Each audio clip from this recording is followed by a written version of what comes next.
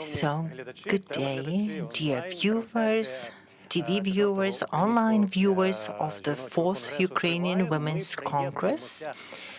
We are joining with our panel.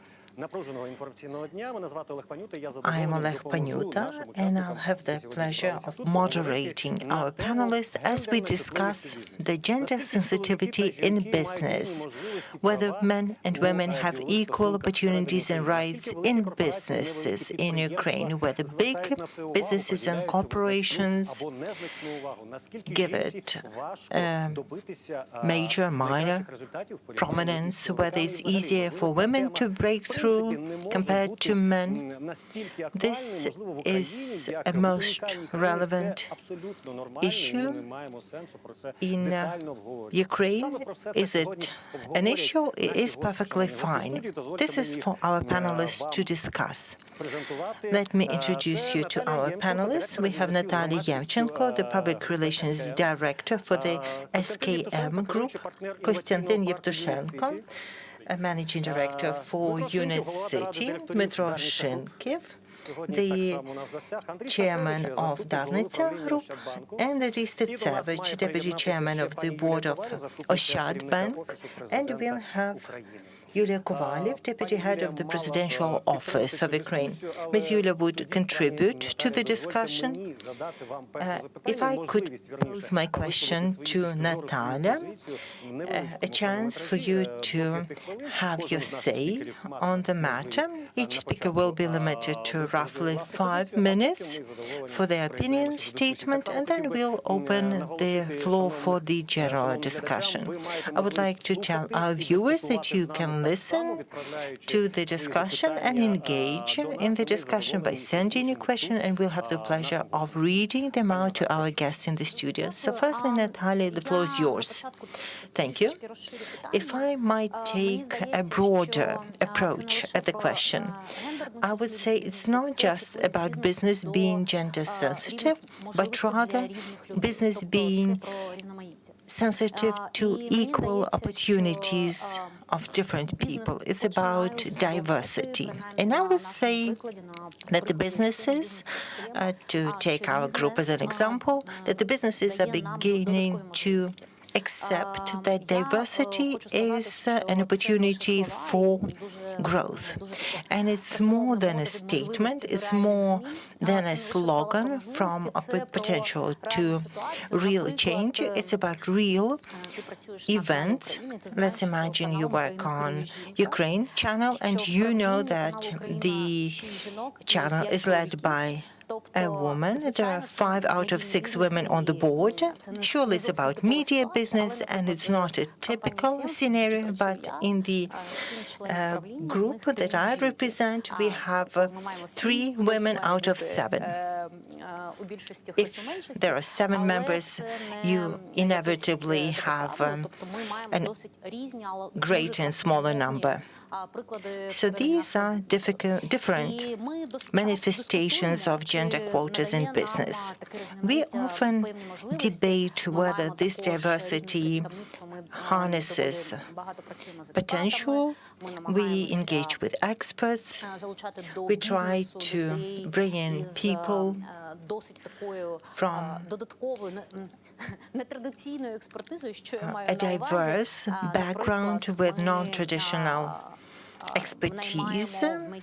So we hire people in the media group who've worked in the production before, or those engaged in social projects. Dmitro currently works for Darnitsa Group, but before worked for an IT company. So this mix is about diversity. And gender story is about diversity because men and women have different backgrounds, have different patterns, and when the different patterns are working towards a common goal, a common objective, it can harness greatest potential. We've been discussing it and we've been analyzing this, but as we set up think tanks, when we set up working groups, we intentionally and rationally bring in people from different backgrounds, from different genders, to get the best results. I'm certain that it's not a prevalent pattern for all the businesses, but speaking for myself, I would say I haven't found any limitations. Women have a more difficult way of it at times because women still pertain their social roles of being a mother, of being the homemaker. But I can assure you that as for the opportunities, they are being offered. And as for the change, they can happen when the opportunities for women are created along the shifts in the role models in the families as they reallocate their responsibilities. It's a huge cultural shift that has to happen, and it's not entirely to do with business, but more to do with the society. And is the society prepared? That's an issue for a different discussion. We have Yulia Kovalyev, Deputy Head of the Presidential Office, who joined us. My question to Ms. Natalia, what you've told us is fantastic, and it fits into the social dimension. It fits into the cultural dimension. But what about business? Business is about generating a profit, and it doesn't matter whose hands generate a profit. How important is it for businesses, whether it's women who create added value and bring the company to a different level? It's critical because business isn't about money, business is about people, and if it's about people, it's about corporate culture. Money, well, except for the mint, printing money, money isn't something you produce off your conveyor belt. Business isn't about money only. Let's go back to this premise and say that the business is about creating a certain added financial and social value. And this value isn't something manufactured on the conveyor belt. It's created through technologies, but also it's created by people. And corporate culture, especially during lockdown, is a very fine, it's a very critical, perhaps underestimated, underreported element, the fifth element of a kind. And women play the decisive role in shaping the corporate culture, especially during the times of stress, especially in this degree of uncertainty, in the unprecedented time when the content and context has changed. We live in the era of revolution, and it isn't about territories, it's about the mode of existence as such. And when such revolutionary transformation happen on such an extensive scale, then the corporate culture, readiness for change, being able to engage in a discussion, ability to embrace change, these things are really fine, and the role of women is critical. It's something the corporation needs to facilitate. Does the SKM bring on global practices? Does it follow the global trends in gender equality? We don't see it as an issue that needs debating. We see it as a colossal opportunity. In SCM and in our media businesses, in our metallurgy business, all the procurement are made by a woman. The legal department is led by a woman. It's not an issue for debate. We are past that. We know it firsthand.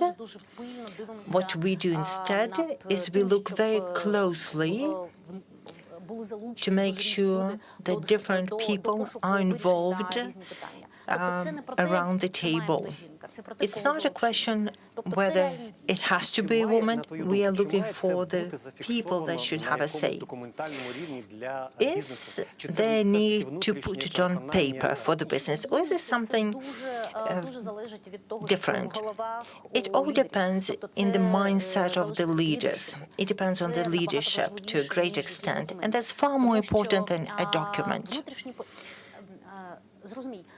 You see, our internal policies are a reflection of something we already believe in, something we've bought in, something we practice. It's not that we would declare something in business, but we would run a business differently, because that would create a gap between the words and action, and that would be entirely toxic. What we do is first we shape it, then we put it down on paper, rather than the other way around. The statements we make in business isn't quite about business. We practice, we act, we do what we preach. Our way to shape reality is by action, not by saying. Thank you. I have a question to Konstantin. I'd like to give him the opportunity to have his say about gender equality in business, so I have a few questions to him. Thank you very much, Oleg. What I'd like to say is that it's a usual but an unusual discussion whether a woman can be effective and useful for a business. We never ask this question. You see, the Unicity is a platform hosting business companies, mostly technological companies, educational companies, and we also host a number of events. But before we created it, we traveled the world. We've looked at companies operating in the Silicon Valley. We must have visited it 7 times at least. We've been to Israel. We've been to Korea, to China. We've been all around Europe. And we handpicked the most effective techniques that worked effectively there and that would work effectively in Ukraine. And you see, the most important thing was the pluralism of opinion. It's not about someone saying, this is what we're going to do in business, and that's the only way to do it. Instead, it's a living, organic, perpetual discussion. And in this discussion, everyone has a say. I can't imagine any successful business that could happen without women. Reason being that women have a completely different outlook on any situation. I am married and I have 3 kids, and I can assure you that this happens at the family level when women know better how to do it, but it's the same in business. And when there is a living discussion across the table, I'm not going to say it's an argument, but sometimes we have very hot debates. And women protect the position for here and for now. They might be more emotional. They might make use of alternative instruments, and they care. Sometimes men want to see the system strategically for a longer term, but women safeguard the here and now. Women are more about stability. It must be genetically programmed, or maybe that's the way it is, but because of this diversity of opinion, the company becomes stronger. It's about the business being successful. And for that to happen, you need to bring in different age groups, different genders. And for me, it's a question that is most apparent. A company that strives to be effective needs to have a variety of opinion, and women's opinion are often decisive in that. We have 12 vectors, and 7 of them are led by women. And overall, 65% of company staff are women. Does this represent anything? I'm not sure, but certainly we do something unconventional for Ukraine, and often we do what's called cool. You help people make their dreams come true. Women and investments. Is their outlook different from a male perspective? Do they need greater support, or do we need to leave them with the idea and we can just applaud their initiatives? That's an interesting question. I wanted to have a different go at it.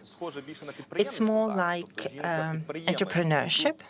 Women being entrepreneurs, that's a different category I'd like to talk about.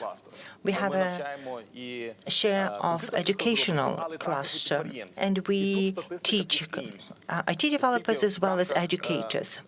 And here the picture is different. We have a business school unit, and 90% of our students are men.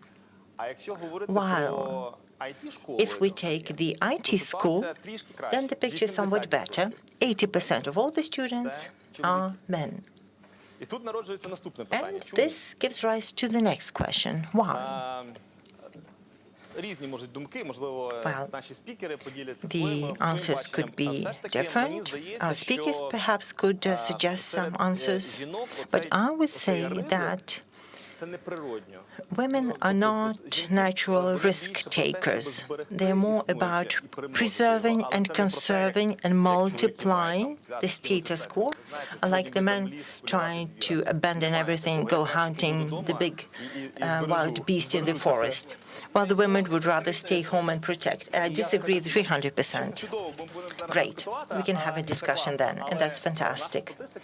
But our statistic for the school speaks for itself. And therefore, unfortunately, we see fewer businesswomen compared to businessmen. We have around 120 companies in the business park, most of them led by men. But the teams are prevalently women-led in technological companies. Mr. Dmitro, what do you say? I fundamentally disagree that the women are more risk-averse. I'd like to speak of my evolution about gender opportunities and real change. That's the motto of the Women's Congress. If it was that great in Ukraine, then we wouldn't need to hold this Congress. And everything was so fine worldwide, then it's really not. It's not all sunny. If we take Darnica as an example, then the situation is far better compared to other Ukrainian companies. Our management team is 50-50, 50% women, 50% men. 60% of the employees of Darnica Group are women. Sadly, the child care leave is mostly taken by women. Unfortunately, if you compare ourselves to Scandinavian countries, they do differently. A lot of men take a paternity leave. It's a question of cultural change. So in Darnica, in terms of opportunities, equal opportunities that are manifest in real things like real employment terms, real promotion opportunities. 50% of women who were promoted in Darnica are women last year. Equal opportunities for development and training, no limitations there. You bring up IT, so I wanted to talk about evolution and attitudes in Ukraine, in a country where people are conservative, starting with the jokes and other things, down to the opportunities and real opportunities in business that a woman can contribute to a team. So, to give you a few stories from my IT background. Firstly, when I had my startup company, I noticed that the best test engineers and in IT, the test engineers are best if they are women.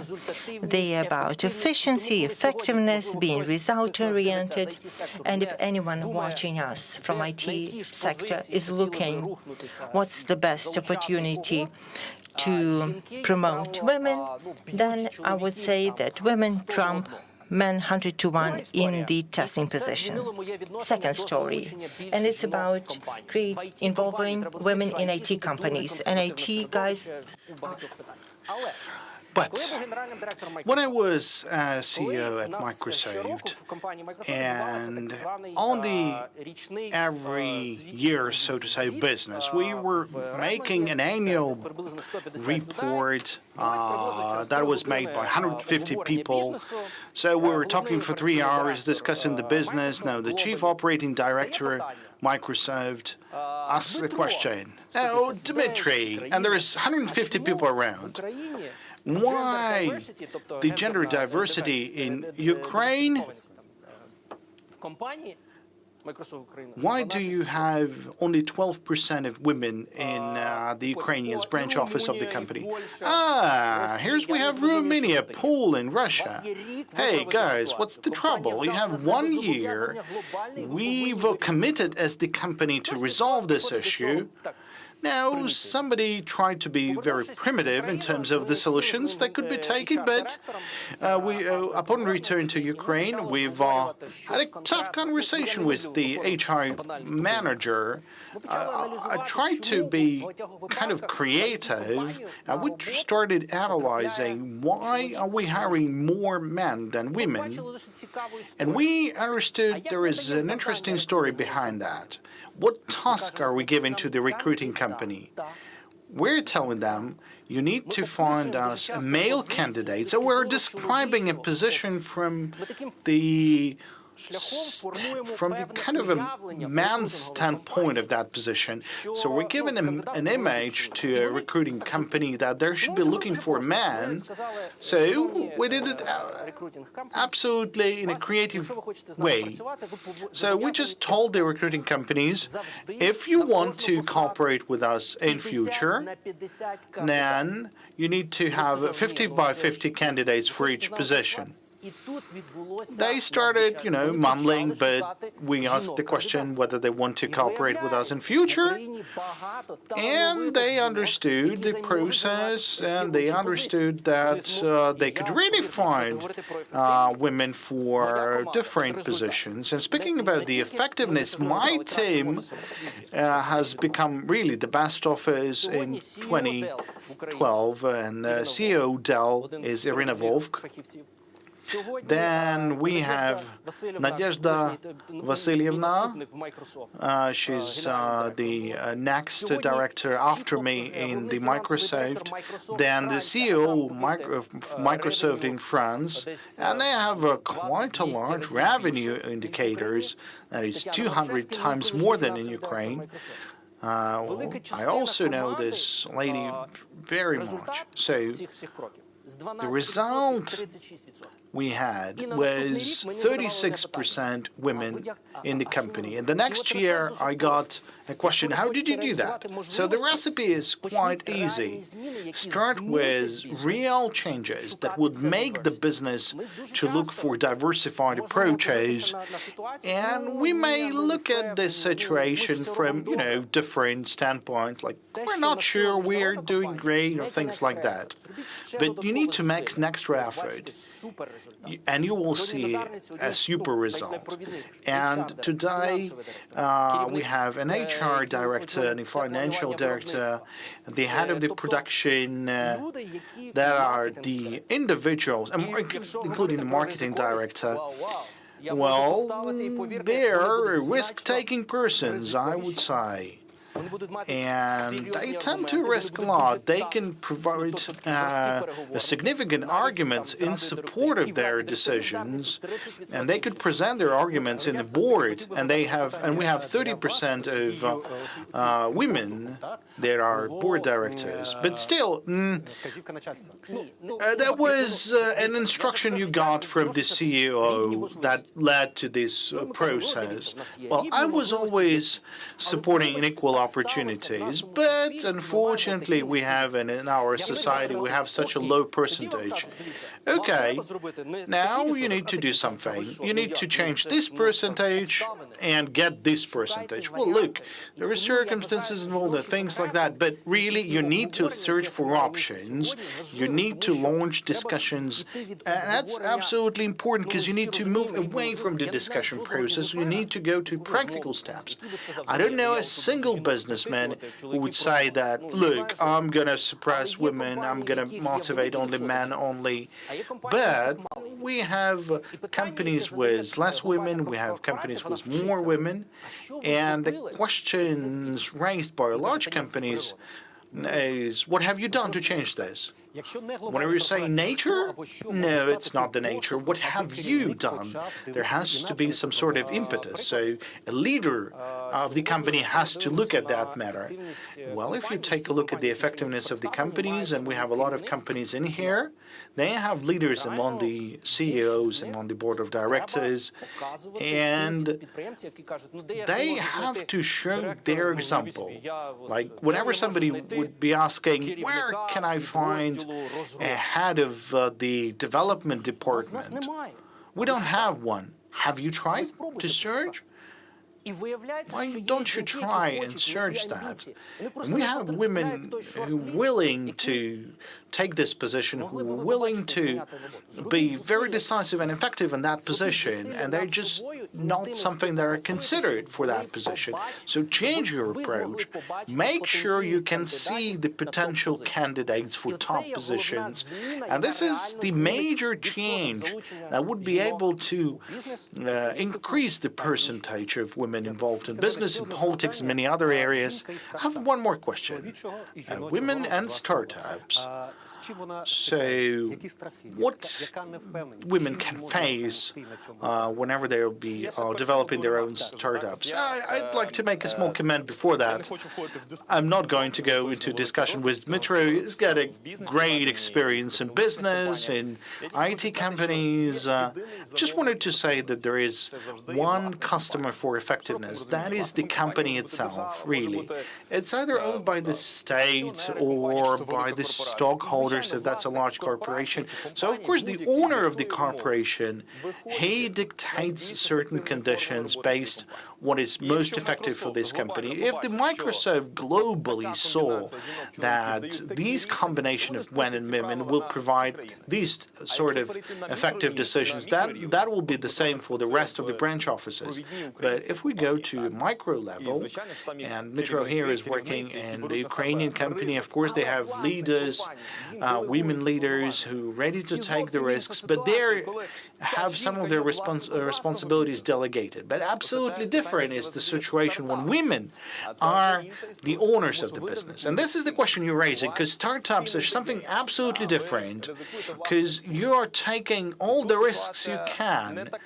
And that in that case, the situation is not that funny as it was when they're just CEOs or something like that. We have phenomenal women in the business. You can see them in forums. They're constantly on public, but unfortunately, we don't have too many examples of those women because there are certain risks. There are certain natural motives that arise whenever the women start facing something new, whenever the women may come up and establish something absolutely great in terms of the business, in 35 to 40 years. I'm not saying that after that it's going to be difficult, but my wife is an Olympic champion, so definitely she has no problems in self-confidence and things like that. She has achieved a lot, really, but after spending a lot of time on maternity leave, because we had 3 kids, she starts saying like, I may not be interested in taking a risk or something like that. So she has the protection mechanism switched on, so to say. And I keep saying that you just the same cool as you were in future, but really, there is something that is changing in them. I just just wanted to comment. I really wanted to give the floor to you right now, but gratefully, I want to say that when we've started this discussion, we started with saying that everything is good. We have a lot of women's working in a business, in companies. We have a lot of women's with their own businesses, and Natalia mentioned that everything is perfect in terms of corporate culture with regards to the equality. But let's look at the numbers.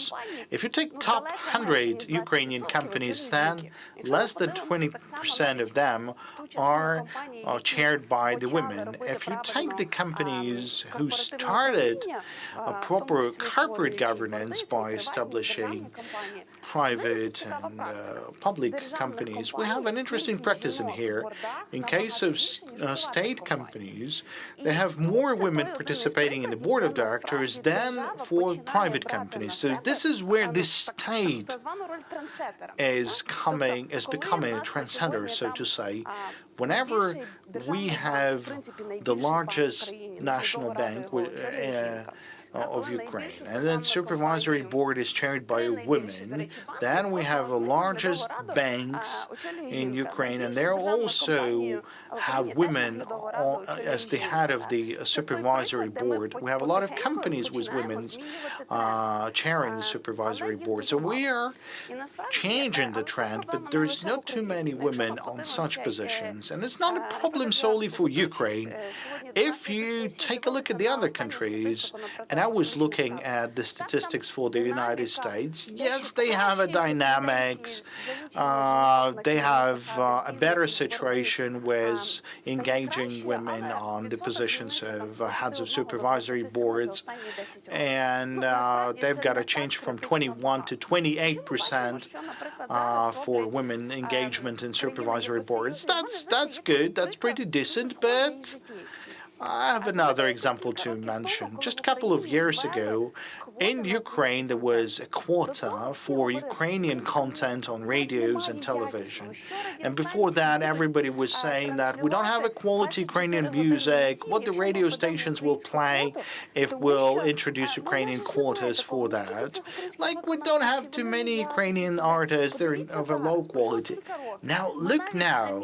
Just after a couple of years since that moment, we have created a very powerful and effective pool of Ukrainian artists' songs, and that could be played on the air. And now many companies really are moving ahead, and they're engaging more and more women as the CEOs. And just recently, we've seen that the German government has suggested, and really we have to remember that they're quite a conservative nation, so they've offered to come up with the minimum quota of 30%, minimum 30% of women in the supervisory board. And the same goes for many U.S. states, like in California and New York. So all those marketable companies in the United States and Sweden, many other countries, they have certain number of positions to be filled with women's. And what is most important is that there are part of the women who believe that you should give the road to the most effective person. It's either a man or a woman. Then the other women would say, let's make up a certain sort of an impetus for a woman for 1 year or 2 years. Let her try, and this is something that Dmytro has already mentioned, and I'm kind of more of a second category. Okay, now we're bargaining.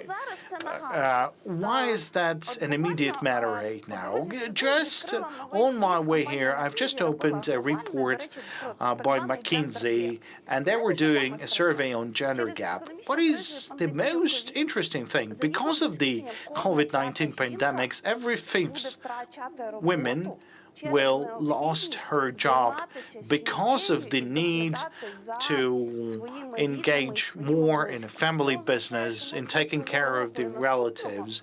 And that means that this year and the next year we're not going to show any progress. There won't be any progress in our attitude towards the gender equality, because a portion of active women will sort of move outside of this career progression mechanism, and we'll have even more problems after a few years. It's all about the values of a family, which are greater than the values of her in business. Look, we're using stereotypes once again. Don't you think that a man is taking care about the family as if he is taking care about the business? So it's all the same. Look at the Nordic countries, look at the Scandinavian countries. Most of the maternity leave are taken by the men. But you said that the women had to leave their jobs, or they're forced to do that. Well, the second most important aspect that we need to change, and these are social stereotypes. And you've raised a question which is a classical social stereotype, like a wife or a woman at home. She's the keeper of the house, she's the keeper of the family. And whenever we're talking between one another, do you know what is the greatest challenge for women in their business career? They have to agree with their own consciousness with this stereotype that if you're working a lot, if you're successful, then a large number of members of the society would think that you're a bad mother, or you can't cook, or you can't iron a shirt for her husband. So when the women start to analyze what was the most difficult, what was they deprived of, this is really the social transition and the stereotypes that exist. And the third command that I want to give, I'd say that I don't really agree with Tiana. Taking a look at the directions for the development of the European Union, and they're talking about the Gender Diversity Directive and the ability to introduce certain quotes and things like that. We're talking about the gender equality, the gender quotes. It's not a minimum of 30 women that should be there. It means that there has to be at least 30% of people of a single gender. It could be 60% women, 40% men, or different. But we have to demonstrate our leadership. We have to demonstrate our corporate culture by setting the rules and examples for other systems to work in future. You've already mentioned that corporate culture is something that works as it is. Well, maybe it was my understanding, really, but I thought that these policy-making initiatives, they should be used to demonstrate the leadership, to set the motivational tools that could be used on an every-year basis to speak about gender equality, to promote this gender equality, to provide some very specific and practical tools for making sure that works really in life. Going back to what Dima has mentioned, 2 years ago, one of the CEO of General Electric came to Ukraine, and there was a large discussion about gender leadership, and I was asking her, if you take a look at this large corporation, and we have a large corporation in machine building industry, like GE Locomotive is one of the largest producers of locomotives in the world, and it was headed by a woman. And how do you try to raise or to come up with your own role models for that? And she told us that I asked for different candidates for different positions, for male and female candidates. Back in the School of Economics, we ran an interesting experiment. We were imagining as if we are interviewing in person, and we were showing a resume.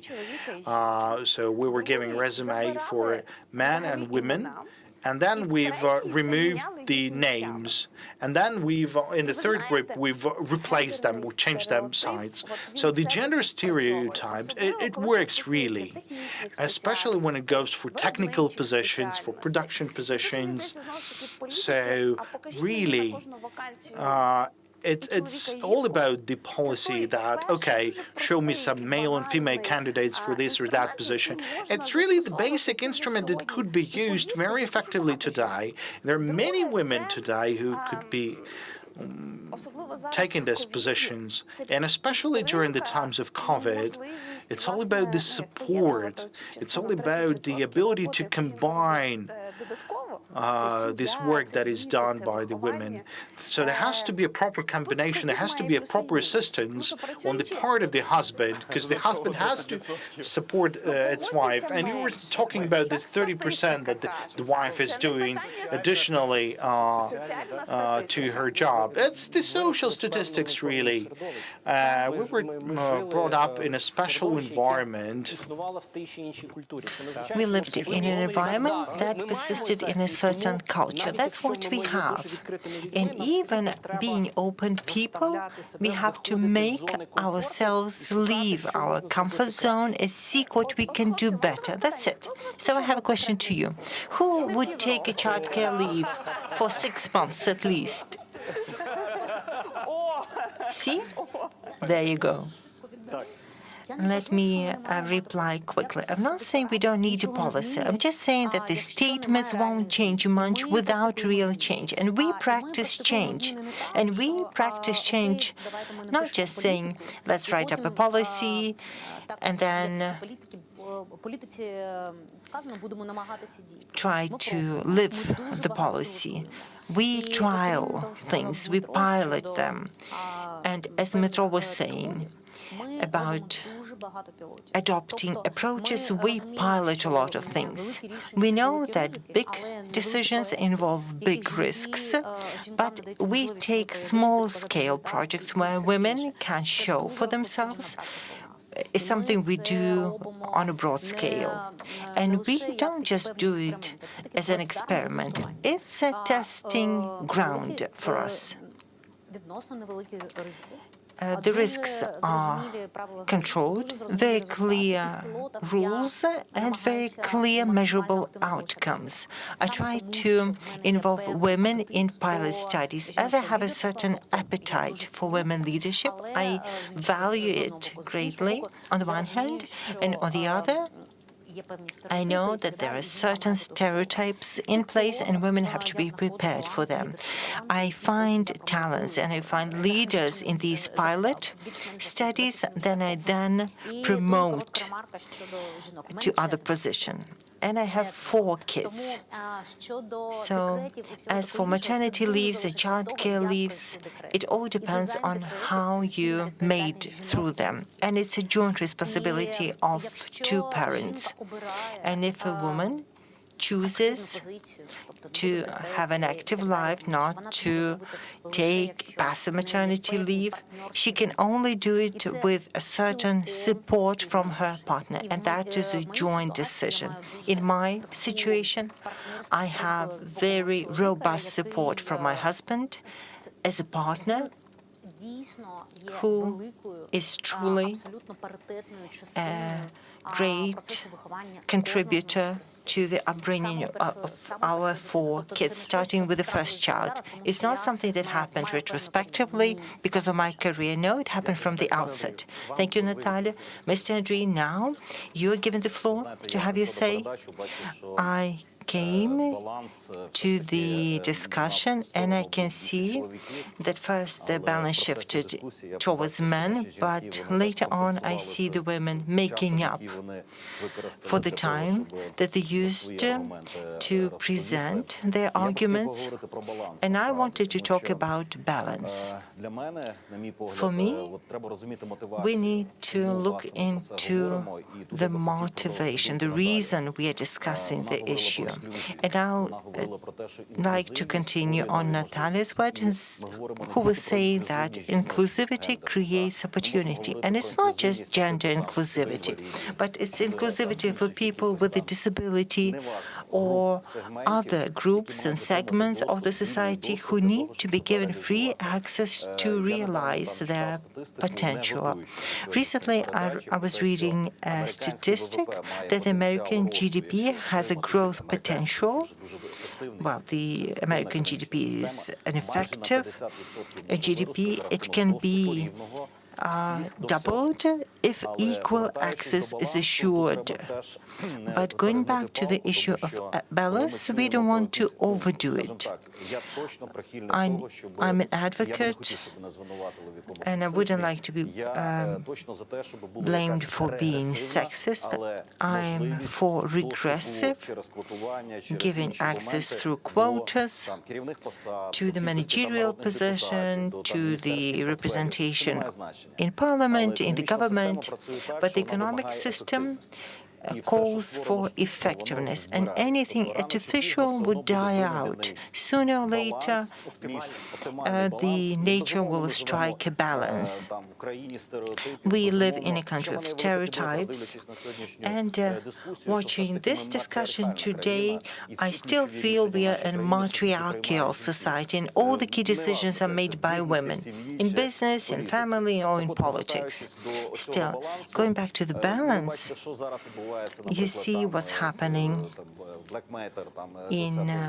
with the Black Lives Matter movement, which has become absurd as the monuments to Columbus are being brought down, which often deny some progressive things. I wouldn't like us to go into extremes with the gender equality. Now we have few women, and then we'll have too many women, and men will have to fight for their place under the sun. That will be a problem too. And going back to effectiveness, I would say that it's very important to assure inclusivity, and that would enable true effectiveness. And true effectiveness is about the range of opportunity that has to be broadened. Women have colossal potential to widen this range of opportunities. To give us some numbers, we deal with small and medium businesses, and I know how rudimentary they are in our country. In 30 years of independence, we have the GDP equal to that of 1991, and we have to enhance these opportunities through access, through inclusion, through all the institutes that should facilitate opportunities for everyone, be that women, sexual minorities, or anyone else. All should be given free access to opportunities. What does Oshad Bank, Savings Bank, do about it today? I can't boast that we have a gender balance in our board of directors, but I can boast that the chairman of the supervisory board is a woman. We have 3 women leading 3 state banks. Let me put it this way. I never thought about this problem until I came to the program. I'll be entirely frank with you. I never thought, is it a woman or not? We recruited people who were effective, who were capable, who had the potential, who had the motivation. When I looked at the number, when I looked at the statistics, I realized that it was a problem, especially at the top managerial level. What do we do about it? We have over 70% employees that are women, traditionally. The face of the bank is evolving. As you have seen, we are known to make the change. We are becoming a modern bank, a more accessible bank for the clients, and I wouldn't say we have a discrimination in place. In my department, women fill all the managerial positions. That's another issue. In Kyiv, there's a company, the taxomotor company, with exclusively women that give rights to women passengers only. Yes, it is a discrimination of men on the one hand, but it's also a business niche that helps the company scale and develop. Is it possible elsewhere? I don't know. But obviously, it's a viable option. Recently, I talked about the taxi service. If the women gave rights to men only, that would be a fantastic niche. We could compete with Uber or any other large-scale operator because it's a segment, it's a niche that will always be in demand. Women giving rights to women isn't about inclusiveness. So a savings bank giving loans to women only? That's a very interesting question. There are practices.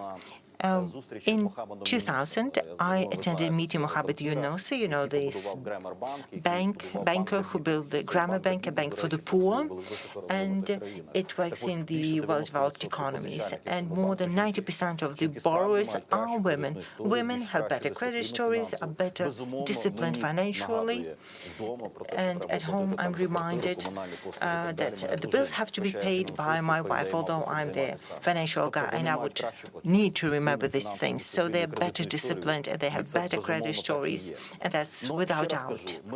Let me say it again. We don't need to think in terms of segregation. We have to think inclusivity, free access for all. And then the market gradually will regulate and define an effective system. Thank you. We have 10 minutes until the end of the discussion. We have received a number of questions. I have a question to Dmytro Shmenko from Lyubov Maximovich. In terms of implementing gender approaches, what's easier, implementing innovations or overcoming stereotypes? It's more difficult to break the stereotypes, not just about gender. Let's imagine we were talking now about LGBTI community. If we were talking, we're talking gender, but that's a broader take on gender for conservative society. I wanted to give another comment.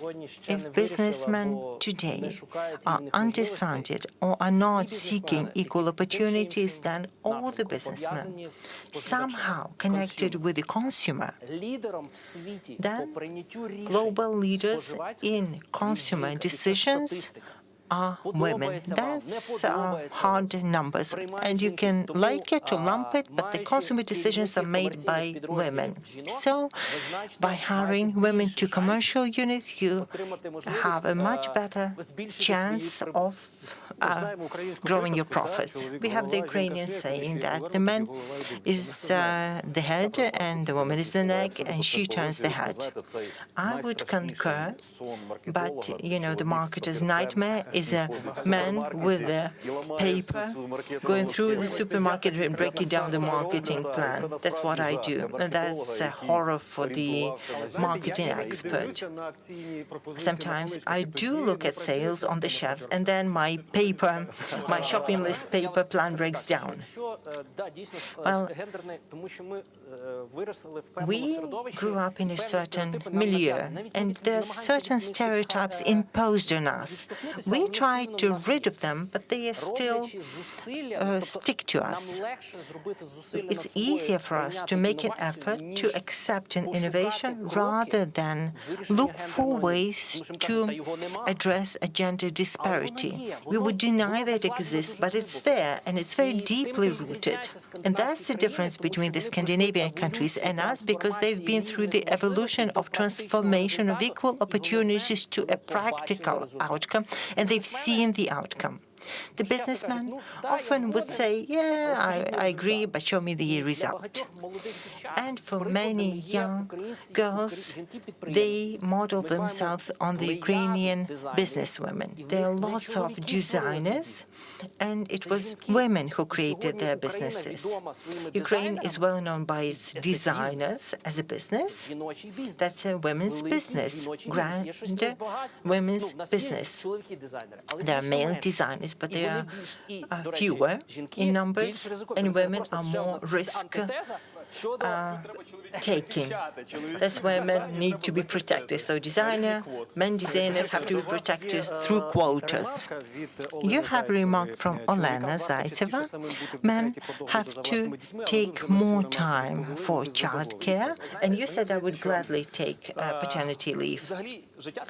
Life is about partnership.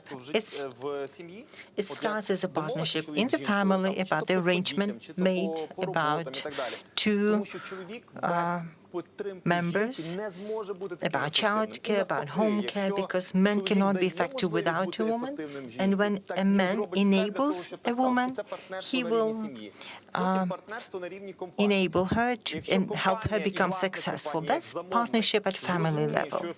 The same partnership should exist at company level. And if we see this allocation of responsibility, then they will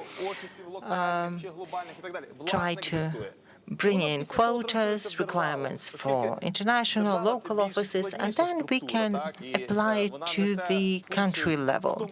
And that is a more complex mechanism which has a social function, and it's more difficult to measure effectiveness there.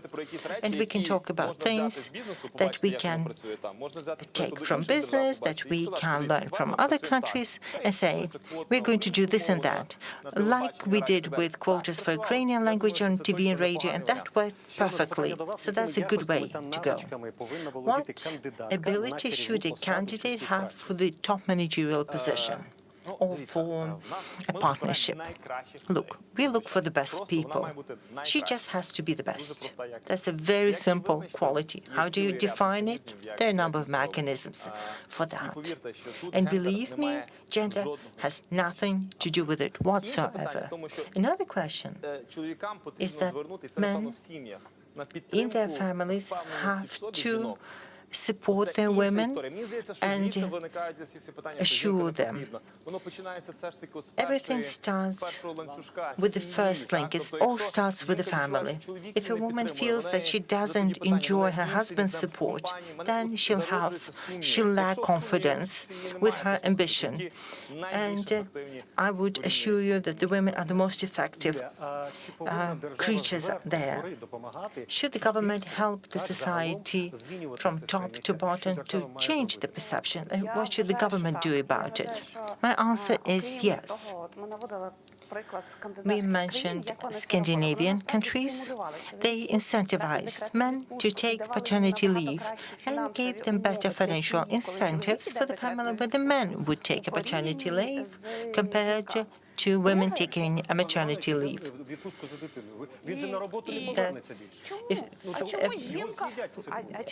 The man wouldn't be able to go back to his profession, but why can women take a maternity leave and then continue their career? The Nordic countries did it successfully, and it didn't take them long, only 7 or 8 years. Now, when you walk the town, you'll see scores of men pushing baby carriages, and that's accepted by the society as a norm. Another thing we raised is the education. We are introducing the new Ukrainian school now, and this is a great opportunity for the primary school kids to learn that girls can play football during gym. And that's perfectly acceptable. It's not that the girls, they should do the dancing and boys should do the football. And God forbid, boxing or saxophone for a girl, that's only a boy thing. And the good girls only play the piano. These are basic stereotypes that the children are taught from early schooling. And with the new school, we have the opportunity to start fostering this culture. It's more difficult in the families as we come from different cultures, different backgrounds, but the school is where the stereotypes have to be crushed.